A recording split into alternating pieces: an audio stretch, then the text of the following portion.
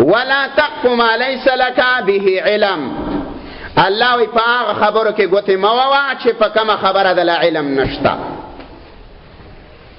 رأیتو ولم ترى داسې مه ووهه چې ما یو کار لیدلی دی او لیدل دې نه دی کړی. سمعتو ولم تسمع داسې مه ووهه چې ما دا خبره اورېدلې ده او اورېدلې دې نه ده. عبدالله بن عباس ویا لا تذم احدا بما ليس لك به علم. ګومان مکوه د مسلمان خلاف چې تا ته د هغه مسلې پته نشته، تا ته خبر د هغې نه ګمانونه مکوه. نو الله وایي چې ولا تقف ما ليس لك به علم. ولې بل ځای کې الله وایي داسې ورځ د پسې ده، الله وایي اليوم نختم على افواههم وتكلمنا ايديهم وارجلهم بما كانوا يكسبون. الله وی دسی ورشتا چې زبا دې په دې خوله باندې مهر ولګوم. وتكلمنا ايديهما الله وی د دې لاسونه به زما څخه خبرې کوي. دې لاسونه څه کړي؟ وارجلهم الله په خې به خبرې کوي. او بما كانوا يكسبون الله چې څه دې کړیو دنیا کې د هغې به دا لاس ګواهي کوي، دا پخې به ګواهي کوي، دا سترګې به ګواهي کوي، دا غوږونه به ګواهي کوي. بل ځکه الله وایي شهد علیهم سمعهم، الله په دیو باندې به خپل غوږونه ګواهي وکړي د قیامت په ورځ. وابصارهم الله سترګې به پرې ګواهي وکړي. وجلودهم الله دا څرمن دا پوټکی به دې هم ګواهي وکړي.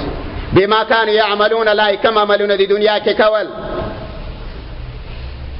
دی وجن الله وی اجتنبوا كثيرا من الظن.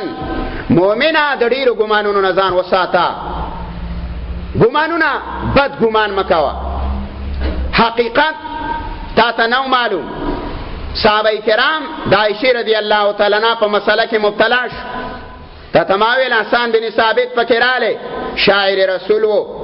رسول الله صلی الله علیه وسلم د دې صحابي په باره کې وی شعرونه واوا د منبر د رسول الله نه به د رسول الله مدح کولا، تعریف وکاو او ویل جبرئیل روح القدوس ته مدد کوي.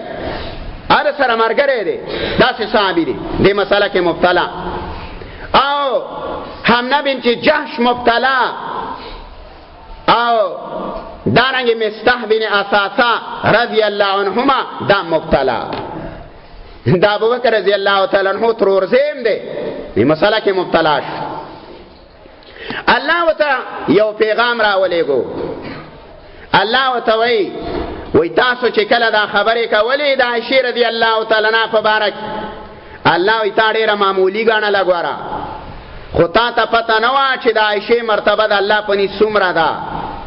او الله وی تا دا مسله معمولي ګڼله، خو الله وی تا ته پته نه وه چې زما په نس باندې عظیمه ګناه وه چې تا بېځې بې علمه بی تحقیقا د پیغمبر په بیبي باندې بدنامه اولګوله. الله تاسو چې په خوله باندې راغستله نو تا ډېره سپکه ګڼله چې دا خبره دومره نه ده. لکه بعضې خلک چې کله ګناه کوي ناګناه ته ګناه نه وایي او داسې هلکې ګڼي.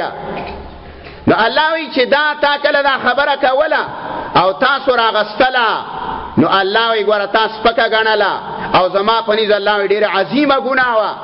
آیاتونه رال لس آیات د صفائی په باره کې راولېږل د عائشې رضی الله تعالی عنها او هغه منافقین او بعضې مسلمانان چې په دې مسله کې مبتلا و اتیا کوړې وله د خلکو په مخ کې ورکړي.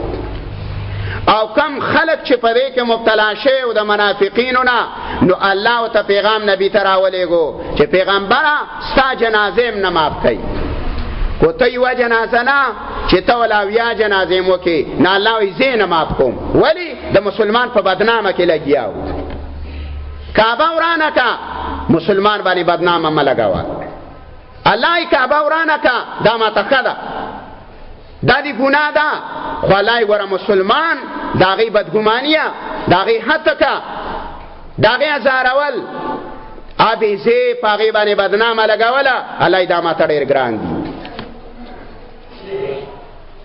نو الله وی ولا تقف ما ليس لك به علم. ولی ان السمع الله وی غوږونه والبصر الله وی سترګې والفؤاد الله وی زړونه کل اولئک کان عنه مسئولا الله وی د دې هر یو نه به جدا جدا تپوس کیږي د غوږ نه به جدا تپوس کوي الله تا څه اورېدلي په دې الله به د سترګو نه جدا تپوس کوي دې څه لیدلي دي کو نه او الله به د زړه نه جدا تپوس کوي چې د کم سوچ او تصور راوړی دی دا سوچونه کوي الله دې نه به ځان له تپوس کوم